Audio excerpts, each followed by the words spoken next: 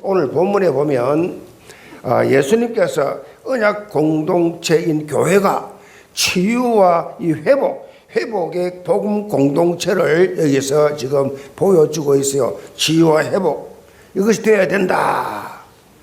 그러면서 상처받은 영혼,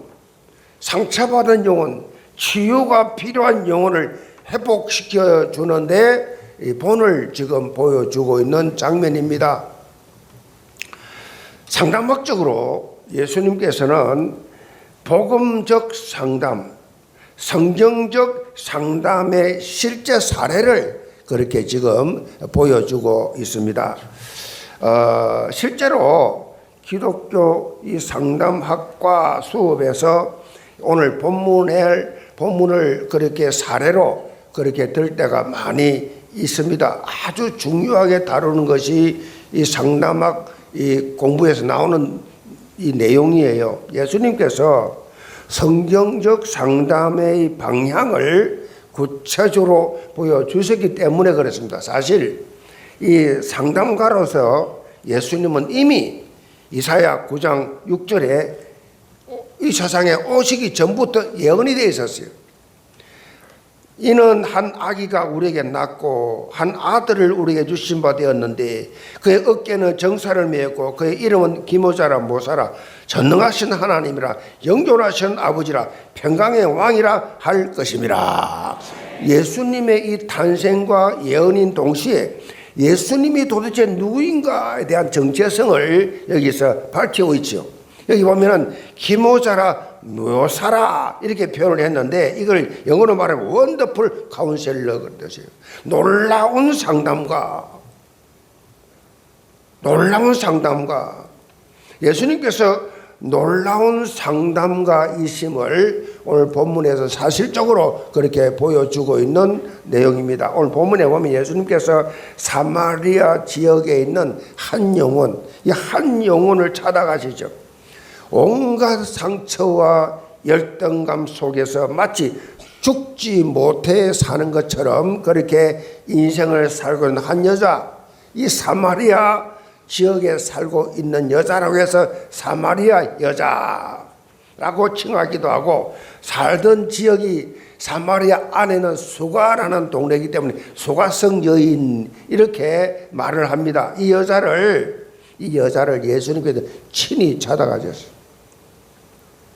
우리가 끝으로 보기에는 뭔가 특별한 무슨 만남이 아닌 것 같이 그렇게 생각이 들지만은 예수님이 이 여자를 만났다는 것은요, 당시 문화로서는 특별한 만남이에요. 예수님의 이 사마리아 지역을 방문한다, 사마리아 지역을 간다는 자체도 그 당시로는 파격적인 거예요. 당시 유대인들은 사마리아 사람들을 정오하고 아예 상대를 하지 않았습니다. 멸시했습니다. 자, 이들의 갈등은 구약시대로 올라가게 되는데 이 아수르라고 하는 나라가 이 강대국이 그야말로 사마리아 이 지방을 그야말로 다 정복했어요. 이 북이스라엘을 정복했어요. 그때부터 이 북이스라엘을 망하기 시작했습니다. 아수르가 정책적으로 이 북이스라엘을 완전히 없애버리기 위해서 모든 잡족들을 다 이스라엘을 보내가지고 결혼식을 벌였어요. 여자들을 다 강제 결혼식했어요. 그러니까 혼혈들이, 잡속들이 거기서 나오게 된 거예요. 그러니까 전통적으로 이 순수한 혈통을 강조하는 이 유대 사람들로서는 사마리아 사람을 취급하지 않았어요. 정오하고 멸시하고 심지어 개처럼 취급했어요. 유대를 떠나서 다시 갈릴리로 가실새 사마리아를 통과하여야 하겠는지라. 서론에서 말씀드린 것처럼 예루살렘에서 갈릴리로 가려고 하면 제일 빠른 길이 사마리아를 통과하는 길인데, 당시 유대인들은 사마리아인들을 멸시천대하면서 외곽 지역으로 삥 둘러갔어요. 그런데 오늘 본문에 예수님께서 사마리아를 내가 통과해야 되겠다라고 하는 이런 굳은 말씀을 가지고 사마리아로 가시겠다는 것입니다. 예수님께서 이런 결단의 표현을 하신 이유는 다른 데는 것이 아니요, 사마리아 현장에 목말라 갈급해하는 그 한 영혼이 있어서, 한 영혼, 그리고 복음이 필요한 그 현장이었어요. 그래서 예수님께서 이제 가시게 되는데 5절 봅니다. 사마리아에 있는 수가라는 동네에 이르니 야곱이 그 아들 요셉에게 준 땅이 가깝고 거기 또 야곱의 우물이 있더라. 예수께서 길 가시다가 피곤하여 우물 곁에 그대로 앉으시니 때가 6시쯤 되었더라. 사마리아 여자 한 사람이 물을 길어 왔으며 예수께서 물을 좀 달라 하시니, 예수님께서 드디어 물을 길러 온 사마리아 여자와 만남을 가집니다. 이거 우연이 아니라 하나님이십니다. 예수님은 다 보고 계세요. 과거, 현재, 미래 다 보고 계세요. 우연같이 보입니까? 여자는 우연인 줄 알지, 예수님은 철저한 계획 속이. 사실 예수님께서 굳이 사마리아 지역을 통과해서 갈릴리로 가려했던 이 이유는요, 이 여자와의 만남, 이 여자와의 만남을 위해서였어요. 예수님께서는 이 여자에게 물을 좀 달라라고 하면서 대화를 걸지요. 대화를 시도하지요. 그러니까 여자가 이렇게 답변합니다. 9절입니다. 사마리아 여자가 이랬대. 당신은 유대인으로서 어찌하여 사마리아 여자인 나에게 물을 달라 하나이까 하니 이는 유대인이 사마리아인과 상종하지 아니함이라라. 서로 상종하지도 않는 유대인과 사마리아의 적대 관계가 고스란히 이 본문에 드러나고 있죠. 그대로 드러났죠. 요한복음 4장에 보면 이 사마리아 이 여자는 온갖 멸시와 천대를 받고 있는 위치에 있으면서도 전통적인 이런 종교 지식을 많이 알고 있음을 여기서 알 수 있어요. 비록 자기는 비참하게 살아도 나름대로 유대인의 피가 있어서 그 역사를 다 알고 있는 거요. 지금 물을 길러온 이 야곱의 우물에 대한 역사를 그렇게 배경뿐만 아니고 예배에 대한 부분까지 메시아가 오신다는 그 사실까지 다 알고 있어요. 그런데 안타까운 것은 듣기는 듣는데 많이 알고는 있는데 이 여자가 삶 속에 적용이 안 돼요. 이게 문제입니다. 대부분이 그렇잖아요. 말씀은 들었지요. 다 듣지 알고 있지요. 삶 속에 적용이 안 돼요. 어플리케이션, 비타민 A가 안 돼. 이게 안 되니까 신앙 따로 삶 따로 완전히 구분되지. 그러니까 적용이 안 되니까 그 결과 이 여자의 삶은 삶에 들은 그 어마어마한 성경 지식과 전통이 하나도 적용 안 되니까 그 삶은 상상 초월입니다. 결혼 5번 했어요. 아니 요즘 또 결혼 5번 한 여자가 별로 없을 텐데 그 당시 2000년 전에 결혼 5번 했어요. 그리고 지금 살고 있는 남자도 실제 혼인 관계가 아니야. 6번째 남자인데, 이런 상태이니까 사마리아 안에서도 완전히 천대 멸시를 따돌림을 당하는 그런 사람이었어요. 그래서 다른 사람들이 물길로 오지 않는 대낮에 낮 12시에 정오에 그랬어요. 이 본문에 나오는 6시는요 6시 그랬는데 6시는 우리 시계로 낮 12시입니다. 그때 너무 뜨거워서 다 물길로 안 와요. 사람들 눈을 피해서 안 올 때, 한마디로 말하면요 죽지 못해서 하루하루 그렇게 살아가는 여자입니다. 지금 우리가 살고 있는 이 시대에도 현대판 사마리아 여자 같은 이러한 사람들이 너무나도 사실 현장에 많아요. 자, 이런 현장 속에 살고 있는 불신 영혼들을 위로하고 치유하고 회복해야 될 사명이 우리에게 있습니다. 우리만이 저들을 살릴 수 있어요. 우리밖에 없습니다. 중요한 것은 여러분이 영의 눈을 뜨고 현실을 볼 수 있어야 한다. 영의 눈이 있어야 돼요. 이 말은 여러분이요, 영적으로 깨어 있어야 되는 거죠. 깨어 있어야지. 깨어 있어야 주는 사람 깨어서 답을 주지요. 영적으로 깨어 있으면 보입니다. 딱 사람을 만나면 보입니다. 아, 이 사람 아무리 치장을 해도 다 보여. 그리고 답을 줄 수 있는 기회를 포착하게 됩니다. 답을 주는 기회가 있어요. 기회. 아무 때나 떠드는 게 아니에요. 답을 주는 기회. 그 답을 줘야 돼. 인생에 답을 줘야. 답이 없어요. 불신자들은 무슨 답이 있습니까? 직접 올라가 봐. 권력 올라가 보라고. 돈 가져보라니까요. 거기에 답이 있는가? 자, 우리 인생의 삶에서 이런 영적 자세를 가지는 것과 함께 교회 안에서 여러분의 모습도 중요합니다. 교회 안에서 여러분의 모습. 감리교 창시자 요한 웨슬레는 교회 안에서 가장 꼴볼견, 그래서 가장 꼴볼견은 혼자 고독을 심는 사람이다.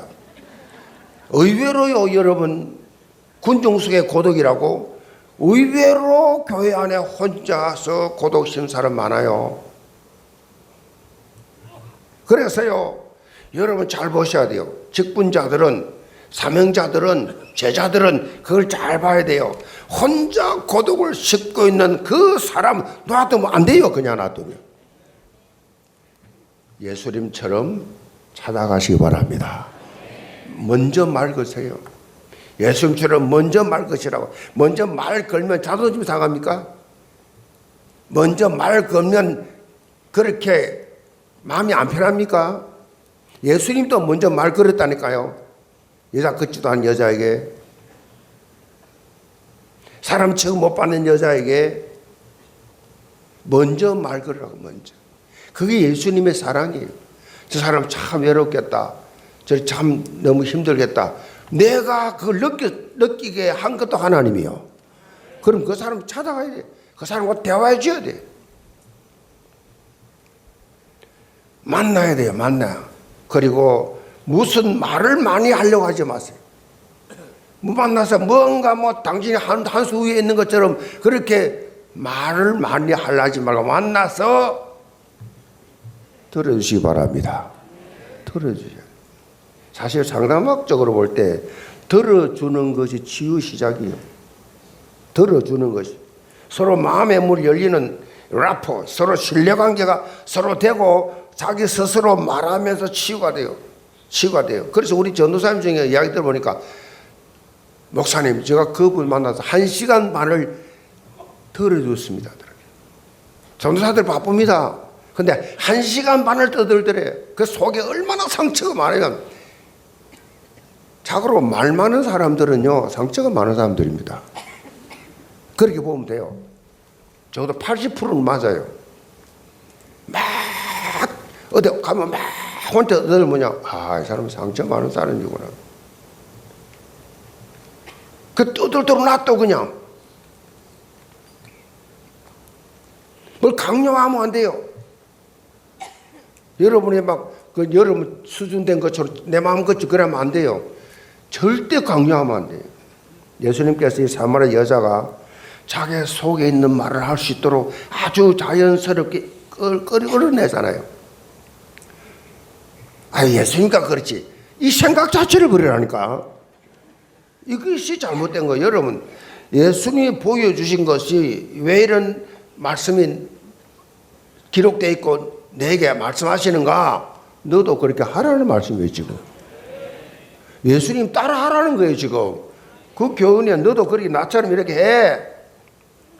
처음부터 잘 되는 건 없지요. 중요한 것은 여러분이 예수님의 마음을 품고 따라가는 것입니다. 그냥 하라면 하는 거예요, 그냥. 응? 변명하고 이유되면 안 돼요. 그냥 그렇게 하라 하면 그냥 하면 됩니다. 많이 들어주고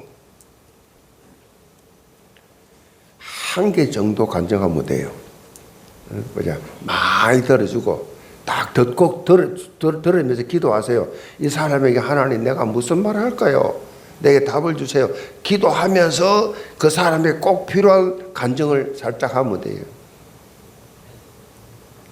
이 간증 통해서요 공감대가 형성이 되죠. 영계 모든 성도들 복음에 큰 그릇 떼어서 생명 회복의 주역들 다 되시기를 주님으로 축복합니다.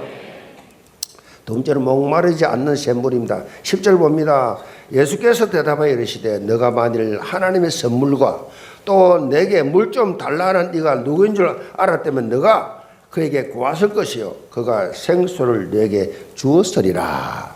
예수님께서 인생살이 지치고 고나여 더 이상 삶의 의미를 찾지 못하고 살아가는 이 사마리 여자에게 생명의 이 복음을 전해주고 계십니다. 특별히 어떤 지식적인 접근이 아니고 이 여자가 알기 쉽도록 풀어서 그렇게 말씀하시잖아요. 여기 무슨 유명한 미사오가 뭐 어디 있습니까? 근데 편안하게 그냥 본문에서 하나님의 선물은요 구원을 말합니다. 하나님의 선물 구원인데 이 구원은 다른 데 있는 것이 아니라 지금 너 앞에 있는 예수님의 자신을 통해 주신다는 사실을 말씀하고 있잖아요.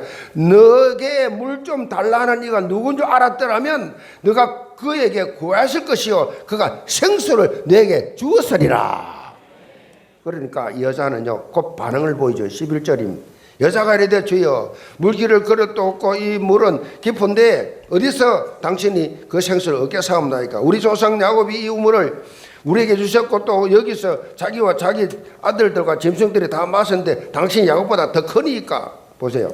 본문의 내용을 보면요 예수님께서는 지금 영적인 말씀을 하고 있는데 영적으로 접근하고 있는데 이 여자는 육신적인 수준에 표현하고 있어요.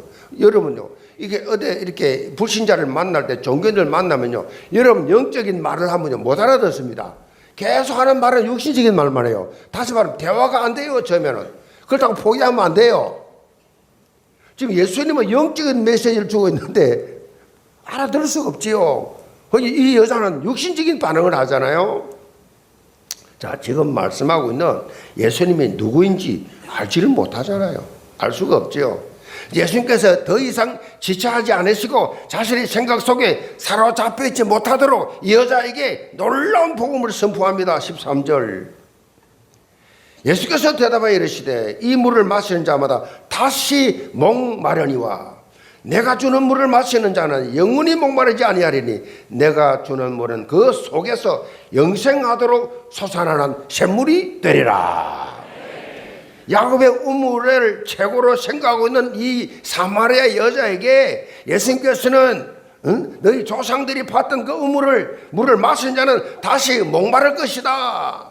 아주 의미심장한 말씀인데 이 구약의 종교는요 구약의 종교 율법은요 다시 목마른다는 거죠. 다시 목마르다는 거죠. 계속 목마르다는 거지요. 율법 종교는 목마르다. 이 사마리아 여자가 갖고 있던 모든 종교적 신념을 다 무너뜨려 버리는 말씀이에요. 영적인 말이에요. 율법을 지키는 종교 생활로는 결코 영적 갈증을 해결할 수가 없다. 인생의 갈증, 내 속에 타는 목마름, 계속해서 오는 불평, 불만, 뭔가 모르게 만족이 없는 이 목마름, 이 끊임없는 이 갈증, 이거는요 다른 데 없습니다. 오직 예수를 통해서 주어지는 생수만이 가능하다. 결론을 내리세요. 여러분, 예수 안에 있어야만이 행복합니다. 예수에 미쳐야 진짜 천국이라니까요. 예수에 미쳐야 돼요.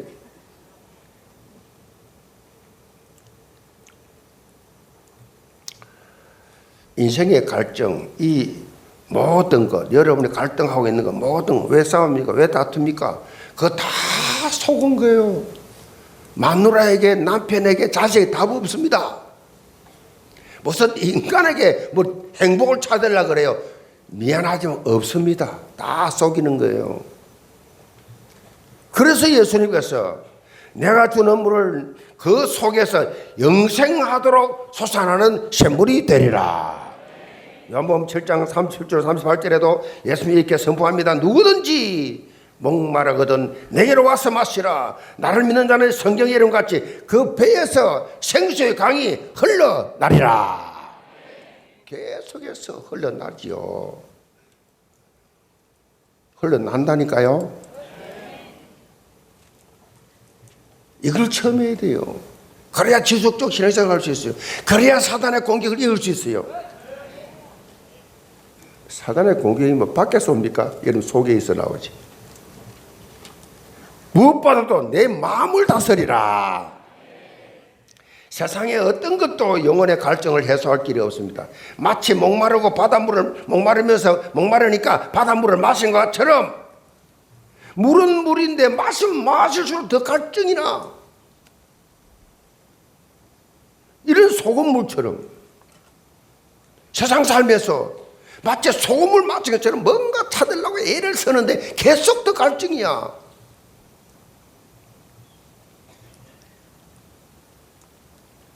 국회의원이 돈 1억에 인생 망칩니까? 돈이 없어서 그 사람이 1억 때문에 그렇습니까? 가지고 있지만 또 가지고 싶고 또 가지고 싶고 있는데 또 가지고 싶고 또 가지고 싶고 가져도 만족 없는 게 세상 거라니까요.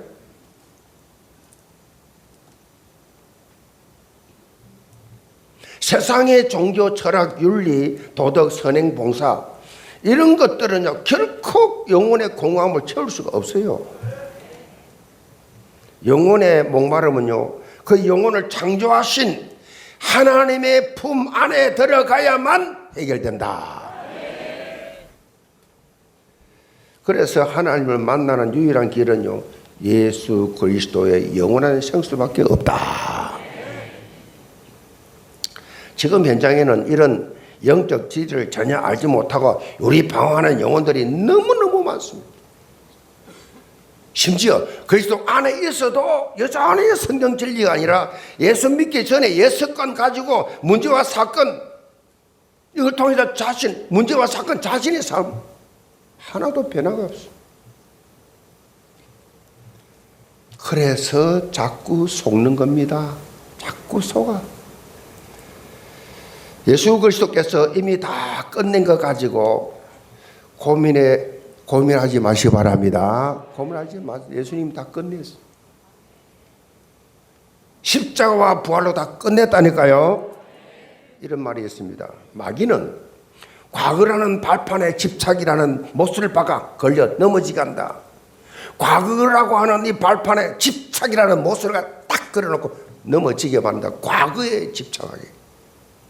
과거에 집착하기. 사탄의 가장 교묘한 전략이 과거 모습에 걸려서 미래를 보지 못하도록 여기에 얼마나 많은 사람들이 당하고 있는지 몰라요. 여러분 속지 마시 바랍니다. 영생하도록 솟아나는 샘물 영혼이 목마르지 않고 완전히 해갈이 시켜주는 예수 그리스도로 충만했어. 그 충만함의 은혜를 삶의 현장에 확산시켜 나가는 영 공동체 되기를 점으로 축복합니다.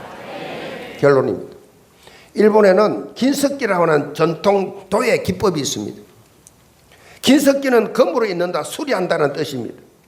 깨진 도자기를 오치를 잘 이어가지고 거기다 금가루를 뿌려가지고 아름답고 새로운 예술 작품으로 그렇게 성화시키는 기법이 긴석기입니다.